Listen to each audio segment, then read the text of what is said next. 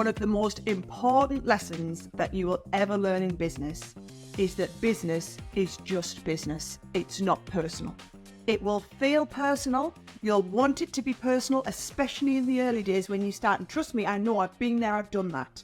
But the sooner you can learn that business is not personal and you can learn to separate your emotions, the better it'll be. Now, I learned this lesson a really hard way 15, 16 years ago, and I'm going to share my story and my experiences in the hope that you'll learn from it. I have a feeling that most people need to also learn this lesson the hard way. However, me sharing my experiences might help you, okay? If I take you back about 16, 17 years ago, I had a product called the Ultimate Crafter's Companion. It was like our most famous product. It was 10 crafting tools all in one, and as part of that included our enveloper, which is the product that I have patented. Now, really successful product for us, did a lovely big launch. It was all great. And can you remember Helix?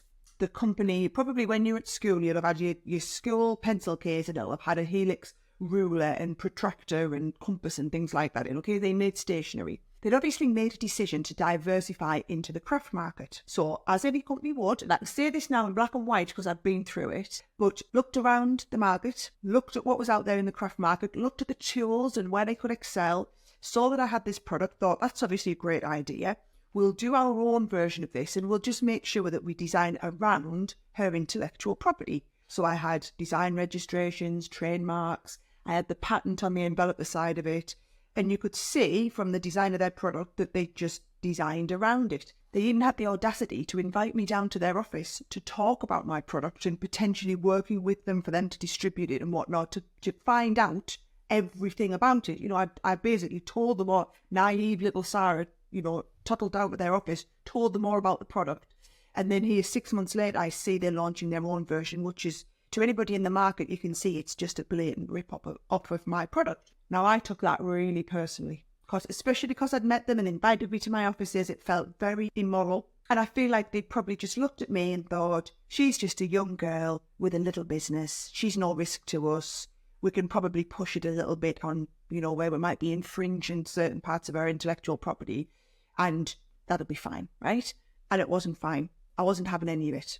But because I let my emotions take over, as soon as I saw what they'd done, I was on the phone to my solicitor. I was having them fire off a threatening letter. We're going to take you to court. You've infringed our intellectual property. This is not on. Now, it's a very long story, how they retaliated and how we went on and we ended up in mediation. But at the time, I was spending tens of thousands of pounds on that one legal case, okay?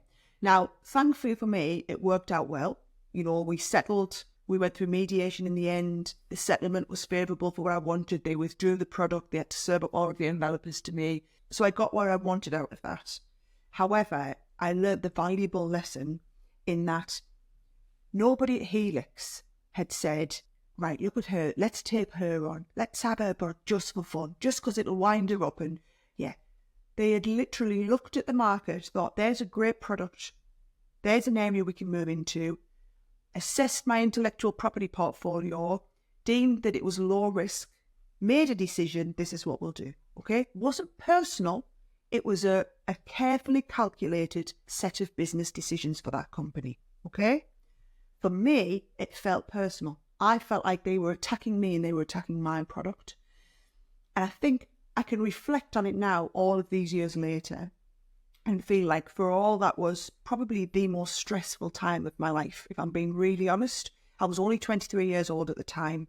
I was going through, I was up and down to London like a yo-yo. I was, in court. We were paying legal fees up and down the yin-yang. It was horrific, right? But I jumped into that because my heart said that I should, right? I am now successfully defended that same patent 6 times. 6 times. But the 5 subsequent times, each time what I did is I made a calculated decision. What is the risk? What is this potentially going to cost me? What is the return for me to do this? And should I now go and pursue a legal case here, right? Each time, this is the checklist that we go through. I don't let my emotions make the decision. The heart rules, not the head, okay? And it's a really difficult one. I wanted to share that story with everybody. And I know I hear from a lot of other entrepreneurs, I see it in the den a lot, people who have big intellectual property. There is always the risk that someone's going to knock off your product, okay? And you've got to look at, well, how am I going to protect myself? And am I able to protect myself?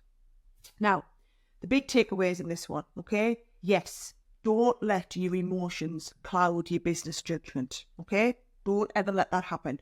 And you need to constantly keep yourself in check and put people around you who will keep that in check. But then also, and this one's very, very important, okay? Do what is right for the business, not what is right for your ego. Okay? Don't let, and ego is quite a strong word, and a lot of people don't like it when we start throwing around ego. But if I look at it, when you let your heart rule your head, that's your ego taking over. Okay? So make sure you are making business decisions for what's right for the business, not what feels right or what might be right for your ego.